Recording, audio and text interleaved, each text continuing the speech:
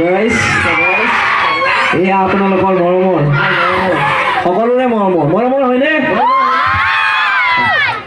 আমাৰ সৌলা গাঁৱৰ বিশেষকৈ বহুত মৰমৰ এই মৰমক নেওচিব নোৱাৰি বাইদেউ আমাৰ মাজত আহি উপস্থিত হৈছে। এই চেগতে আমাৰ সমিতিৰ সদস্যা বৰ্ণালী চৌধুৰী আৰু পূজা চৌধুৰীয়ে বাইদেউক মৰমৰ চিন স্বৰূপে এখনি ফুলাম গামোচাৰে সম্বৰ্ধনা জনাবলৈ ওলাইছে। মই তেওঁলোকক সম্বৰ্ধনা জনাবলৈ অনুৰোধ জনাইছোঁ।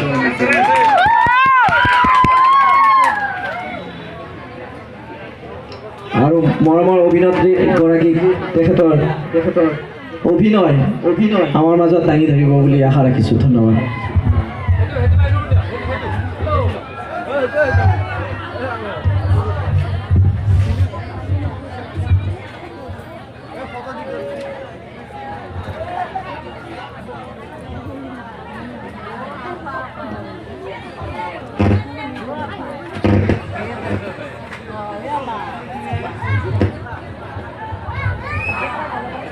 প্ৰথম কথা হ'ল আহোঁতে তামান জোকাইছি মানে ডাঙৰ ডাঙৰ চলি জোকোৱা নাই। একদম 5 বছৰে 7 বছৰে খেলিবলৈ গছবিলাক এনে যে এইকেইটাই আনিবছো হয়নে নহয়? যদি মই চিনি পাওঁ আজিতো গাড়ীৰ চকাত বান্ধিলৈ যাম নহয় ন?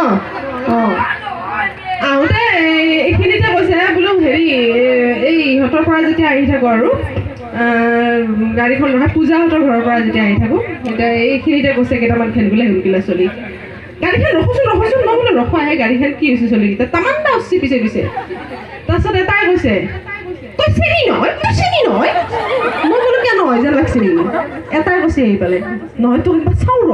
মই বোলো চাওক নো কি আপত্তি আছে? এটাই ভৰিৰ পৰা মূৰলৈকে চাইছে চালে এটাই তেলতকৈ মাত দিছে আহি বুজিছে নি আজি দেখোন তোক তামান ডাঙৰ দেখা আছে কেছটো কি? মই জানো কিয় ডাঙৰ দেখা আছে? এটাই মাত দিছে আজি যে তই ফ্ৰকটো পিন্ধি নাই মেখেলা দুযোৰ পিন্ধি আছে সেইকাৰণে বোলে ডাঙৰ দেখা আছিল। বোলে আজি ডাঙৰ চলিকেইটাই চাব যে আমাৰ সৰুকেইটাৰ কাম নাই আৰু। মই বোলো আজি যদি তহঁতক গাড়ীৰ চকাত বান্ধি লৈ যাব নোৱাৰোঁ এটা সৌলিয়াৰ পৰা উঠি নিব নোৱাৰোঁ মোৰ নাম চেনি নহয় হয়নে? বাৰু জানোহক আহোঁতে ভাল হেৰি একদম মানে শ্লিপ হৈ পৰিব খুজিছিলোঁ এইখিনিতে ঘূৰে বাগৰি আছিলোঁ। বৰষুণবিলাক বৰ বেয়া টাইমত দিলে ন? বাৰু তাৰ আগতে মই এষাৰ কথা ক'ম। বৰ্ণালী আৰু পূজা এবাৰ আহিলে ভাল পাম। এই দুজনী ছোৱালী মোৰ ভণ্টিৰ নিচিনা গতিকে কিবা কিবি কৰিও থাকে তেওঁলোকে ন স্কিল লাইনত আমাৰ টিভি লাইনত। গতিকে আশীৰ্বাদ কৰক। আচলতে কি আমি সকলোবোৰ একেই মানুহ, কোনো সৰু নহয় কোনো ডাঙৰ নহয় কোনো ধনী নহয় কোনো দুখীয়া নহয়। আমি যেনেকৈ পৃথিৱীখনলৈ নাঙঠ হৈ আহিছিলোঁ পৃথিৱীখনৰ পৰা আমি তেনেকৈ যাবও লাগিব। গতিকে জীয়াই থকা দিনকেইটাত সকলোৱে হাঁহি থাকক সুখেৰে থাকক সেইটোৱে বিচাৰোঁ আৰু সকলোৰে প্ৰতি মৰম আদৰ ৰাখক নহয় জানো?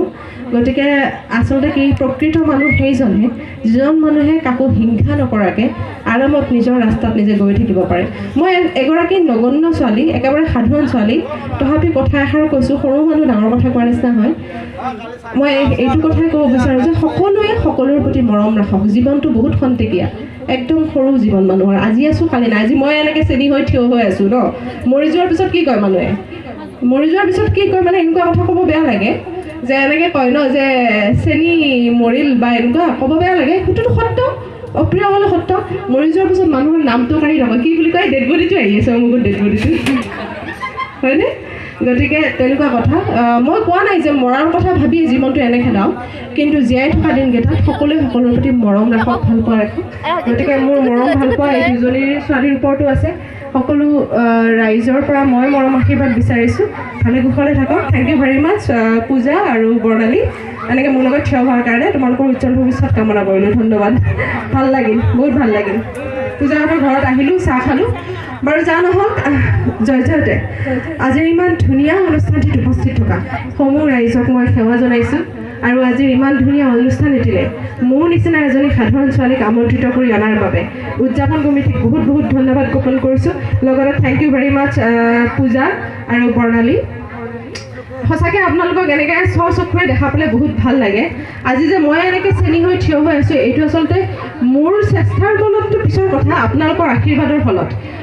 আপোনালোকৰ আশীৰ্বাদ মোৰ শিৰত আছে কাৰণে, আপোনালোকে ইমানখিনি মৰম ভাল পোৱা ঐ খাপলা ধাৰাবাহিকখনক দিছিল কাৰণে চেনি চৰিত্ৰটো, বা চেনি বুলি নহয়, বিভিন্ন চৰিত্ৰ আছে, গেষ্টিক আছে, হাপা আছে, ডাং কাটিবাই আছে, বহুত আছে নহয় জানো, মাই আছে, দৈতিয়া আছে, আপাই আছে, যা নহওক সকলোকে, আমাক সকলোকে ইমানখিনি মৰম দিয়াৰ কাৰণে আমি আচলতে এনেকৈ আগবাঢ়িব পাৰিছোঁ আৰু আজি আপোনালোকৰ সন্মুখত এনেকৈ থিয় হ'ব পাৰিছোঁ।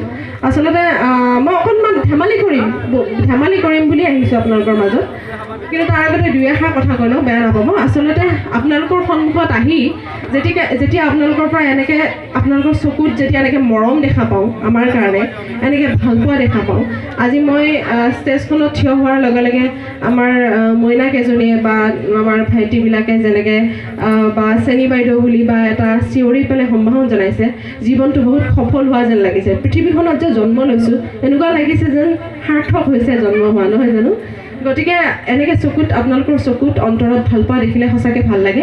আৰু তাতকৈ ডাঙৰ কথা হ'ল, আপোনালোকে যিমান আগ্ৰহ কৰি থাকে এজন শিল্পীক চাবলৈ, বোলো এজন ছিংগাৰ আহি আপোনালোক সকলোকে লগ পায় এনেকৈ। তো বৰ্ণালী কি